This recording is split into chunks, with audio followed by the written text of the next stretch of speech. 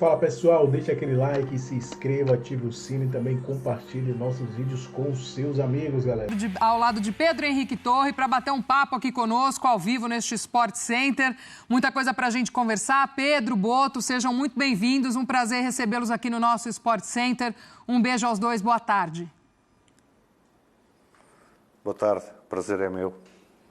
Tudo bem, Gláucia? Muito boa tarde para você, um beijo, um abraço para o Calçade, um beijo para a Mari também, e muito obrigado também ao José Boto, diretor do Flamengo, por aceitar o nosso convite aqui para participar desse bate-papo. Vamos ter aqui sobre esse início ainda de trabalho no Flamengo. Boto, muito obrigado. Eu que agradeço. Muito obrigado aqui por receber a gente no Ninho do Urubu. Estamos aqui, campo 1 aqui atrás.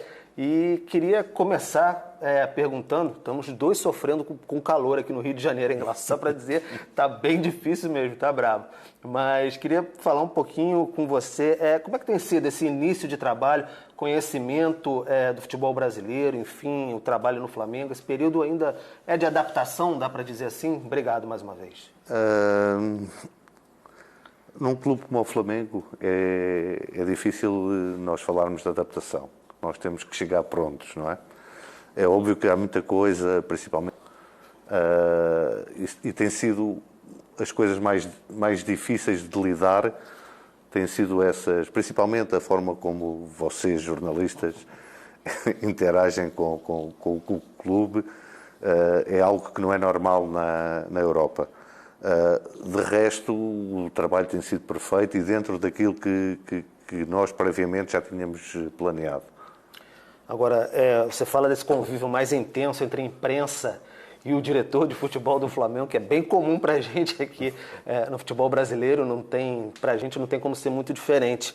E aí fala-se muito de contratações, tiveram as chegadas, e aí, enfim, possíveis renovações. Publicamente tivemos aí até posicionamento do pai do Gerson, enfim, falando de questões de renovação, valorização salarial. Como é que está essa situação do Gerson especificamente, se você pudesse falar com a gente? Já houve algum tipo de encontro? Porque é algo que preocupa muito a torcida rubro-negra, porque se trata do capitão, um jogador muito identificado com o Flamengo. Lá está, esse é um tipo de pergunta que na Europa não se faz, mas tentando adaptar-me a esta nova realidade e desde que nunca prejudique aquilo que são os interesses do clube. É verdade que chegaram propostas pelo Gerson, que nós recusámos porque achámos que não é o momento de vender. Dizer que tive uma reunião realmente com o pai dele e que aquilo que é importante é que neste momento estamos no mesmo caminho, focados naquilo que interessa para o Flamengo e para o Gerson. Então, Glaucial, agora eu passo o Boto aí para o estúdio, ele está na escuta de vocês, pode responder mais um pouquinho aí, vai ficar mais um tempinho com a gente, então fiquem à vontade. Boa, Pedro. Obrigada, Boto. Mais uma vez um prazer recebê-lo. Obrigada também por nos atender. Você chega aqui ao Brasil, já que você está falando dessa relação até com a imprensa, né? Pelo menos na imprensa, conhecido como alguém que tinha já um trabalho muito amplo com o futebol brasileiro, e eu digo aí de conhecer jogadores brasileiros pelo mundo.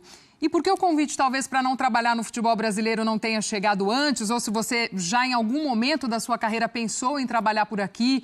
Os últimos anos, as últimas temporadas, a gente tem bastante estrangeiro trabalhando aqui, os portugueses como treinadores, enfim. Gostaria que você falasse um pouquinho como é que foi, inclusive, esse convite dessa atual diretoria do Flamengo e se antes já havia até essa sua vontade ou até um outro convite para trabalhar por aqui.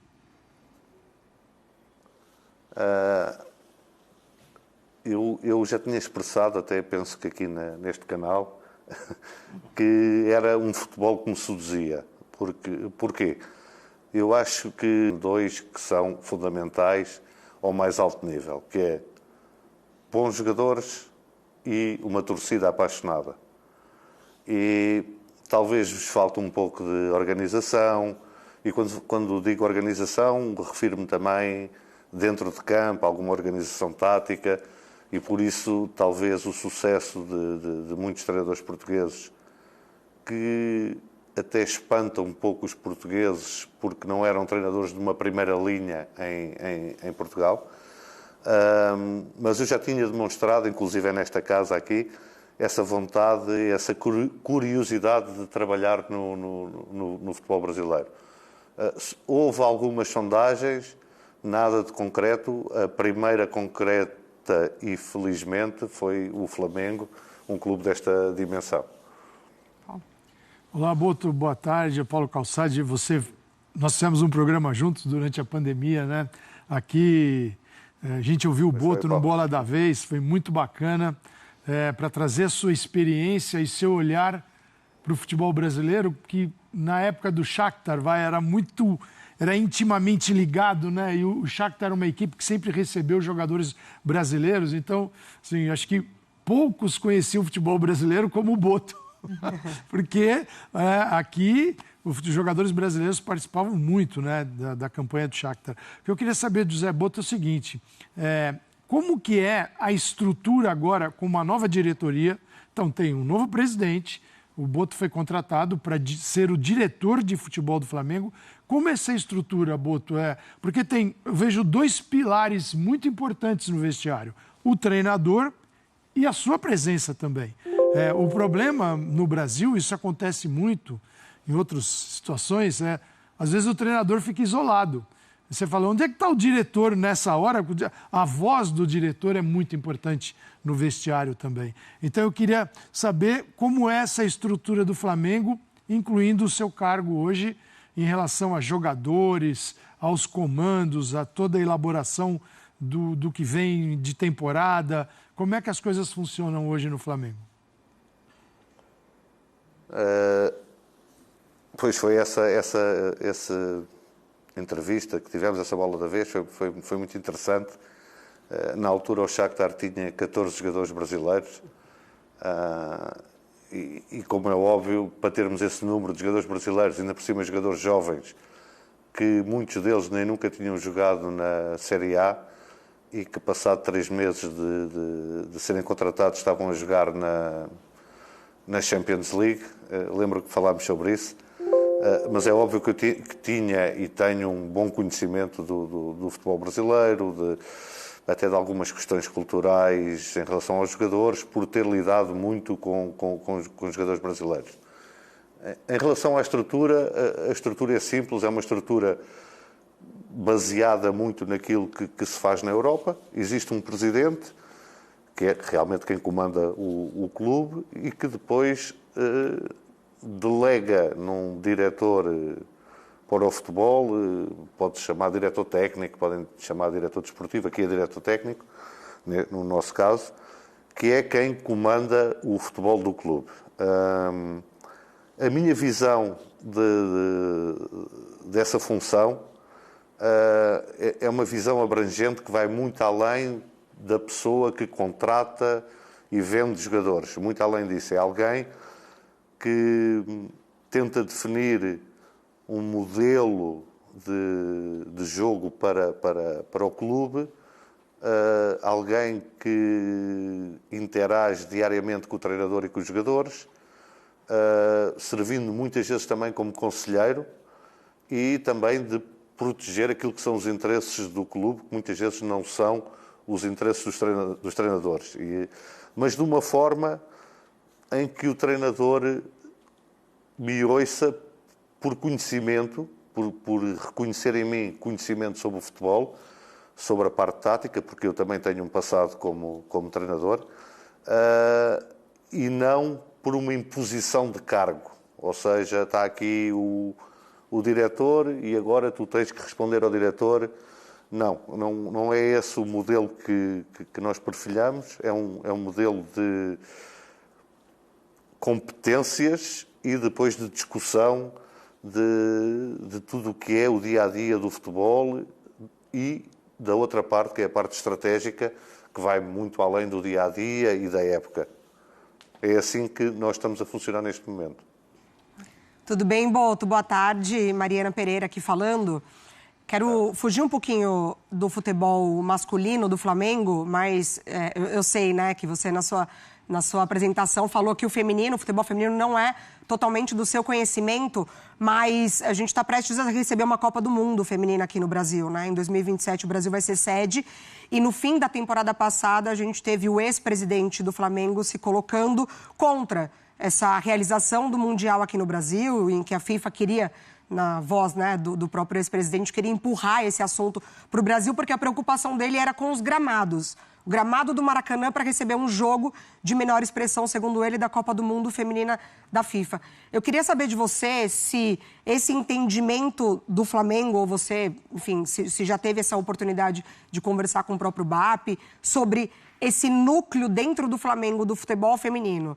Vocês pretendem, a longo prazo, se inteirar um pouco mais sobre o assunto e não deixar tanto ele, né, terceirizado ali dentro do clube? O Flamengo não conquista título de expressão no futebol feminino há muito tempo. E aqui dentro do Brasil a gente tem um exemplo de case de sucesso, que é o próprio Corinthians. Queria saber de você o seu pensamento, na verdade, sobre o desenvolvimento do futebol feminino.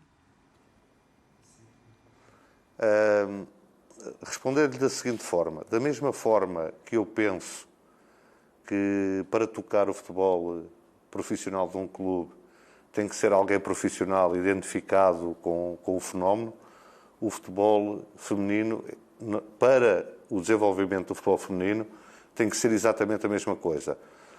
Eu não me sinto capacitado para o fazer, não me sinto capacitado porque não tenho conhecimento sobre quem é que são os melhores técnicos, quem é que são os melhores jogadores, que tipo de modelo de jogo se adapta mais aos jogadores que temos. Não tenho esse conhecimento. Por isso é uma área em que eu não interfiro nada. Primeiro ponto. Segundo ponto, o futebol feminino está a ganhar uma expressão mundial muito grande. Inclusive na Europa a UEFA obriga todos os times que participam na Champions League a ter futebol feminino ao mais alto nível. Há um desenvolvimento, desde que eu me lembro de existir o futebol feminino, até na qualidade do jogo e na importância, que é óbvio, quanto mais importância se dá, mais ele se vai desenvolver. Para um maior desenvolvimento tem que haver pessoas especializadas nisso, naquilo que é a realidade do futebol feminino. E eu não sou essa pessoa neste momento. Pedro, antes de devolver para você também, para seguir esse nosso papo, eu vou passar uns números que a gente tem aqui no estúdio. Já logo de início falamos com o Boto a questão dos técnicos portugueses no Brasil. A gente traz desde 2019 quantos técnicos a gente tinha estrangeiros no país e quantos deles eram portugueses. Em 19, 2 estrangeiros e 1 português. Em 20, 7 estrangeiros para 3 portugueses. Em 21, 8 estrangeiros para 2 portugueses. Em 2022, eram 11 estrangeiros para 5 portugueses. O recorte de 2023 é o que chama mais atenção. No total de 15 estrangeiros, 9 treinadores eram portugueses. No ano passado, em 13 de estrangeiros, 6 portugueses. E hoje, em 8 total de estrangeiros, 4 treinadores portugueses. A gente falando da elite do futebol brasileiro, tá? E aí, até para entrar contigo também, Boto, na questão do Felipe Luiz, os números dele desde a estreia no Flamengo. 22 jogos, 15 vitórias, 6 empates e 1 derrota apenas. Um aproveitamento de pouco mais de 77%. 38 gols marcados para 12 sofridos e 2 títulos. Esses números com o time principal e sem contar amistosos.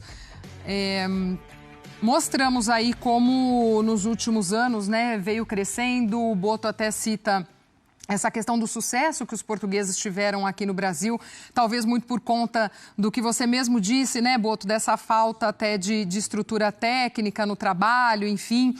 Você chega com uma nova diretoria nesse Flamengo e havia nessa transição a dúvida se de fato Felipe Luiz ficaria ou não. Você participou até dessa decisão em ficar com o Felipe Luiz no cargo como treinador do Flamengo. E aí, se sim, por que a escolha dele, né? Um jovem treinador, a gente viu como impactou muito rapidamente o trabalho dele nesse elenco, mas um cara que na visão de vocês também é muito promissor e tinha esse perfil até do que vocês gostam para trabalhar. Gostaria que você explicasse um pouquinho essa relação e essa escolha pela permanência do Felipe.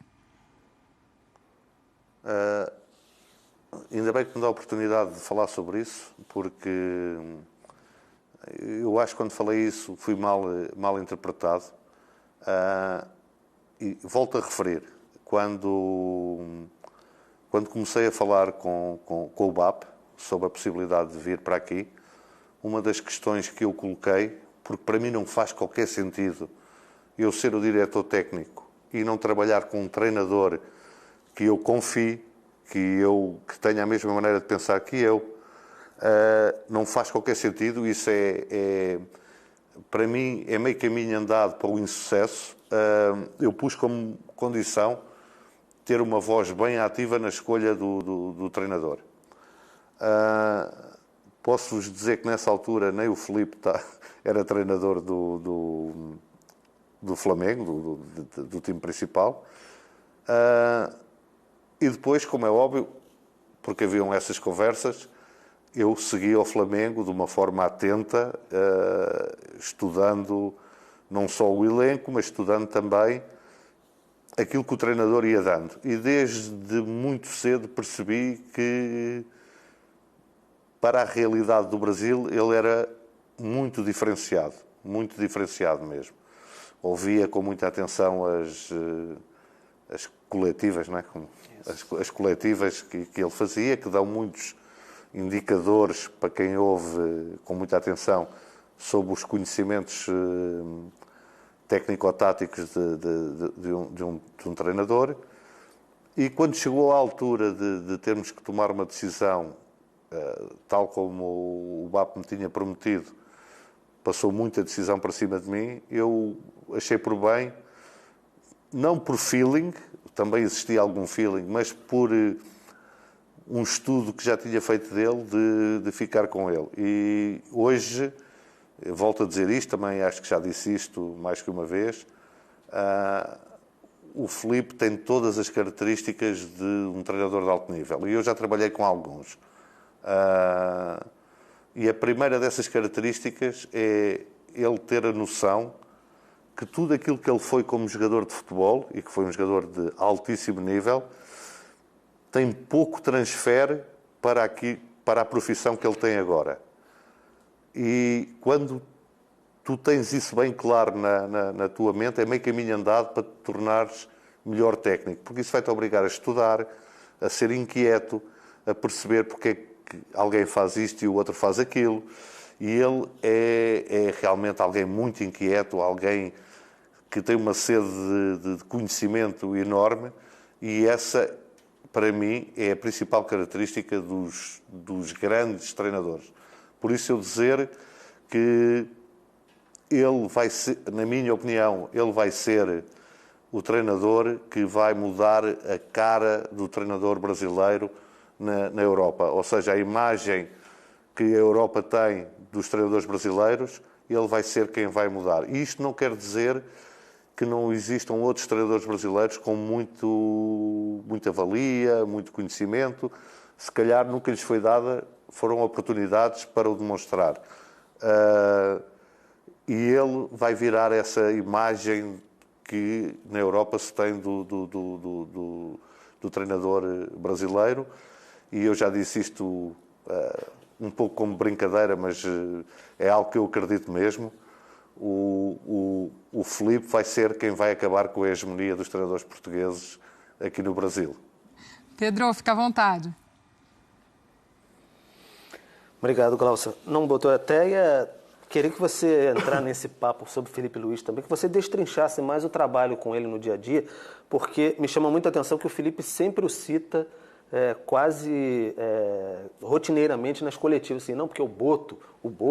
Então parece um trabalho muito entrosado de vocês, assim. E aqui no Brasil nós temos questões de diretores, mas nem sempre os diretores têm um conhecimento assim para trocar sobre a parte tática, técnica. Como é que há essa discussão no dia a dia? Como é que se dá essa troca com o Filipe Luís? A primeira vez que falei com o Filipe ao telefone, eu disse, olha, eu tenho uma forma que eu gosto de opinar, há treinadores que não levam a bem, e a resposta dele foi, não, mas eu quero, não quero que me digam sim a tudo.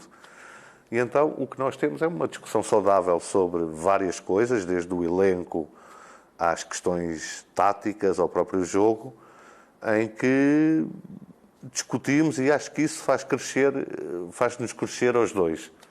E essa foi sempre a relação que eu tive, principalmente no Shakhtar, porque no Shakhtar, no Benfica, eu não tinha responsabilidade sobre a escolha do treinador, mas no Shakhtar tinha, e trabalhei com o Paulo Fonseca, com o Luís Castro e com o Roberto De Zerbi, que é hoje um treinador que serve de modelo e de inspiração a muitos treinadores. E o Filipe não é diferente. E com todos eles eu tive essa abertura de opinar, de dar a minha opinião, de chamar a atenção para isto ou para aquilo, ouvir a explicação, porque você, quando tem que dar uma explicação sobre o que faz, é também um exercício de crescimento. Sim. E o Filipe tem isso muito bem presente nele. E, para dizer, temos uma relação excelente a nível profissional.